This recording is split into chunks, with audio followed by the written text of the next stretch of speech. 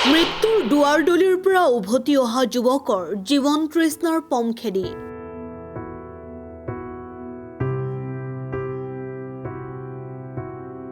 যন্ত্ৰণাদায়ক জীৱন পোৱা নোপোৱাৰ বেদনা পাহৰি প্ৰাক্তন ছাত্ৰ নেতাৰ অনবদ্য সৃষ্টি এটা বছৰে বিছনাখনকে সংগী কৰি জীৱনৰ সংজ্ঞা বিচাৰি সৃষ্টিৰ তাগিদাত নলবাৰীৰ ৰঞ্জিত দাস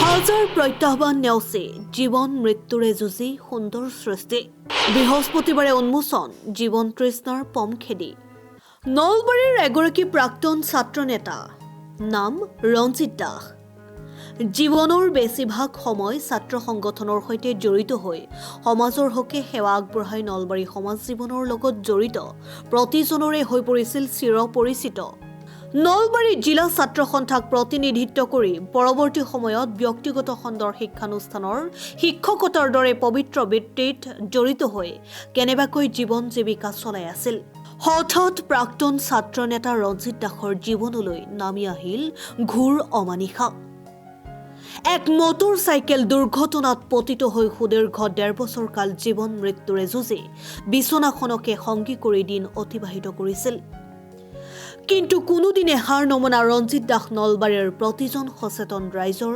আশীৰ্বাদ শুভকাংক্ষীসকলৰ আশীৰ্বাদ সহায় সহযোগত অলপ অলপকৈ সুস্থ হ'বলৈ ধৰিলে বিছনাত আবদ্ধ জীৱন কটোৱাৰ সময়ত চিকিৎসকৰ পৰামৰ্শমতে দাসে হাতত তুলি লৈছিল কলম আৰু কলমৰ পৰশত সৃষ্টি হ'ল কাব্যপুথি জীৱন তৃষ্ণাৰ পম খেদি বৃহস্পতিবাৰে নলবাৰীৰ কৰ্দৈটোলাত ৰঞ্জিত দাসৰ জীৱন তৃষ্ণাৰ পম খেদি শীৰ্ষক কবিতা পুথিখন আনুষ্ঠানিকভাৱে উন্মোচন কৰা হয়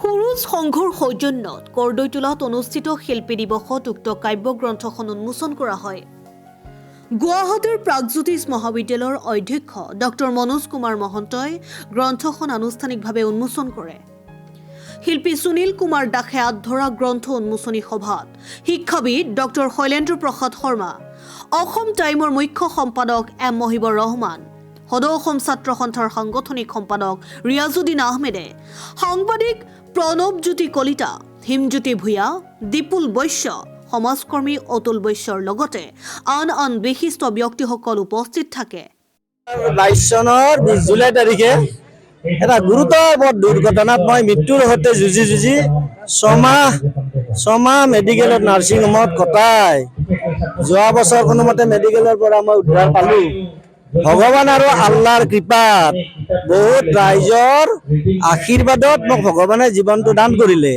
আল্লাহ ভগৱানে জীৱনটো দান কৰিলে এই কৰ্দৈটোলা যে আপোনালোক আহিছে নলবাৰী জিলাৰ কৰ্দৈটোলা গাঁওখন ফিৰোজ আহমেদ ৰছিদ আলী বিবি আদি কৰি বিভিন্নজন ডেকা ল'ৰাৰ প্ৰচেষ্টাত প্ৰায় 10 বছৰ আগতে ইয়াতে শিল্পী দিৱস উদযাপন কৰা হৈছিল নামাকৰণটো ময়েই দিলোঁ শিল্পী দিৱস হিচাপে প্ৰথমতে বেলেগ অনুষ্ঠান হিচাপে আছিল তেওঁলোকে বেচেৰাহঁতে বহুত কষ্ট কৰি শিল্পী দিৱসখনত বছৰি মোৰ সহযোগ বিচাৰে আৰু মোকে সভাপতি পাতে গৈ যোৱা 2 বছৰ মই অসুস্থতাৰ বাবে যিহেতু মেডিকেলত পৰি থাকিলে আহিব পৰা নাছিলোঁ ঘৰত আবদ্ধ জীৱন কিমান কষ্টকৰ আপোনালোকে জানে কলম লাহে কলম হাতত তুলি ল'লোঁ মই ডাক্তৰৰ পৰামৰ্শ দিছিল যে কলম হাতত তুলি ল'ব মনৰ সৃষ্টিশীল কৰিব কলম হাতত তুলি লৈ মই 40টা কবিতা এই এবছৰৰ ভিতৰত সম্পূৰ্ণ কৰিলোঁ কেইজন সহযোগী বন্ধুক ছাপোৰ্টাৰ হিচাপে লৈ মই সুস্থ কাৰণে মানে এখন কবিতা পুথি চিন্তা কৰিলোঁ বিভিন্নজনে সহযোগ কৰিলে আৰ্থিকভাৱেও সহযোগ কৰিলে মোৰতো টকা পইচা নাই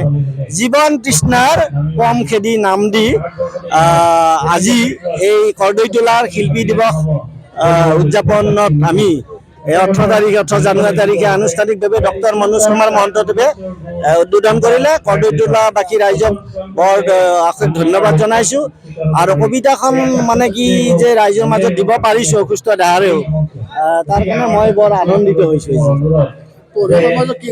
মোবাইলে মানে কি অলপ পঢ়াৰ প্ৰতি স্পৃহাটো কমাইছে মোবাইলে তথাপিও সাহিত্যত সামগ্ৰী হোৱা নাই সৃষ্টি হৈয়ে আছে নানা প্ৰজন্মই সাহিত্যৰ প্ৰতি ধাৱমান হৈ আছে হৈ থাকিব আৰু এতিয়া মই নৱপ্ৰজন্মৰ প্ৰতি অনুৰোধ যে মোবাইলত গৈ তেওঁলোকে জানিব লাগিব মোবাইল ল'ব লাগিব কিন্তু সৃষ্টিশীল সদায় সৃষ্টি হ'ব কলমত।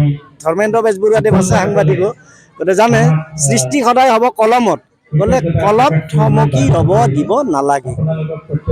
খুব ভাল লাগিছে। মই প্ৰথমতে আপোনালোকক উদ্যোক্তাসকলক, বিশেষকৈ কৰ্দৈতলা সৰু জংঘৰ যিখিনি উদ্যোক্তা আছে তেখেতসকলে শিল্পী দিৱসৰ লগত ৰজিতা খুৱাই আমাৰ প্ৰাক্তন ছাত্ৰ নেতা তথা সাংবাদিক কৰ্মী আমাৰ ৰঞ্জিত দাস ডাঙৰীয়া যিখন আজি গ্ৰন্থ যে জীৱন তৃষ্ণাৰ পম খেদি সেইখন উন্মোচন কৰাৰ কাৰণে মোক মাতিছিলে।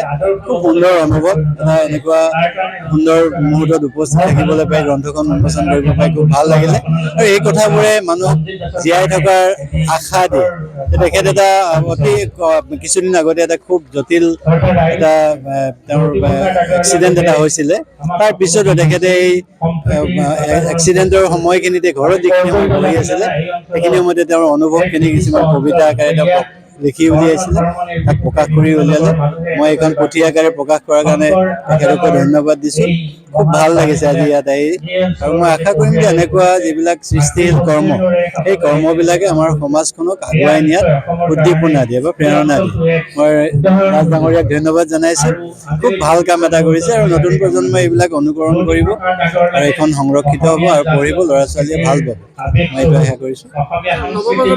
সেইটোৱেই কৈছোঁ যে পৃথিৱীখন বৰ সুন্দৰ, জীয়াই থাকিবলৈ জানিব লাগে, আৰু বৰ মানুহ সুখী হ'বলৈ বহুত বস্তু নালাগে।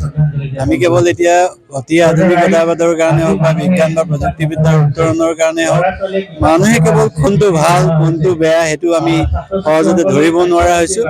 তাৰ মাজতো আশাৰ ৰেঙনি এটাই যে নতুন প্ৰজন্মৰ ভাল সংখ্যক ল'ৰা ছোৱালীয়ে এতিয়াও বহুত সৃষ্টিশীল কামৰ লগত জড়িত হৈ আছে, আৰু সেইবিলাকে আমাক নতুন ধৰণে চিন্তা কৰাৰ কাৰণে, সমাজখনক অলপ বেলেগ ধৰণে আগুৱাই নিয়াৰ কাৰণে আপোনালোকে জানি সুখী হ'ব।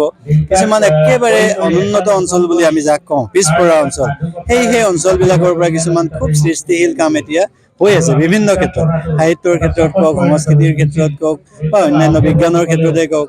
আপুনি আজি চাব চহৰ অঞ্চলৰ পৰাও বিভিন্ন ছাত্ৰ ছাত্ৰী ওলাই আছে, ভাল ভাল মানে বিজ্ঞান আৰু প্ৰযুক্তিবিদ্যাৰ ক্ষেত্ৰত তেওঁ আগবাঢ়ি গৈছে, বা আমাৰ যিখিনি পিছপৰা অঞ্চলৰ পৰা, এইবিলাকে আমাক নতুন ধৰণে জীয়াই থকাৰ কাৰণে আমাক সুবিধা দিয়ে। আজিও মোৰ ভাল লাগিছে, আমাৰ বৰভাগৰো এজন ছাত্ৰ, তেওঁ আমাৰ APS পাইছে, APSCৰ ৰিজাল্টত, যোৱাকালি দিয়া ৰিজাল্টত। তাৰমানে আমি এতিয়া কোনেও ক'ব নোৱাৰো যে আমাৰ ইয়াত এইটো সুবিধা নাই বা আমি এইটো পোৱা নাই। বিজ্ঞান আৰু প্ৰযুক্তিবিদ্যাই চব সুবিধাই চবতে দিছে, কেৱল তাক আমি কেনেকুৱা ধৰণে ল'ব পাৰোঁ আৰু কোনটো হেৰিত ল'ম, ভালত ল'ম নে বেয়াত ল'ম, সেইটো ডিপেণ্ড কৰিব আমাৰ ওপৰত। তাৰ কাৰণে এচাম মানুহে পথ নিৰ্দেশনাৰ কাম কৰিব লাগিব। আমি যিখিনি নেতৃস্থানীয় মানুহ আছোঁ, আমি তেওঁলোকক সঠিকভাৱে ৰাস্তা দেখুৱাই দিব পাৰিলে নিশ্চয় তেওঁলোকে ভাল ৰাস্তাৰে যাব, আৰু সমাজখন খুব ভাল হ'ব। মই আশাবাদী ভাল হ'ব। News desk report, Assam time. ৰাইজৰ কণ্ঠ অসম টাইম। ঘৰত আনন্দ আৰু সম্পৰ্কৰ চমক বজাই ৰাখিবলৈ জৰুৰী হৈছে সকলো আনন্দময় মুহূৰ্তত মৰমৰ উপহাৰ দিয়াটো। সেইবাবে মধুশ্ৰী জুৱেলাৰ্ছে আনিছে সকলো ৰঙীন ক্ষণৰ বাবে বিশেষ গহনা। হীৰাৰে হওক, সোণৰে হওক বা ৰূপৰে হওক, শ্ৰেষ্ঠ ডিজাইনছ আৰু হলমাৰ্কযুক্ত গহনাই ৰাখে সম্পৰ্কক নিখুঁত। তেনেহ'লে আজিয়ে আনক আনন্দ মধুশ্ৰী জুৱেলাৰ্ছৰ সৈতে। যোগাযোগ কৰক 7028000341 নাইবা ভিজিট কৰক LNB ৰোড, নলবাৰী, অসম।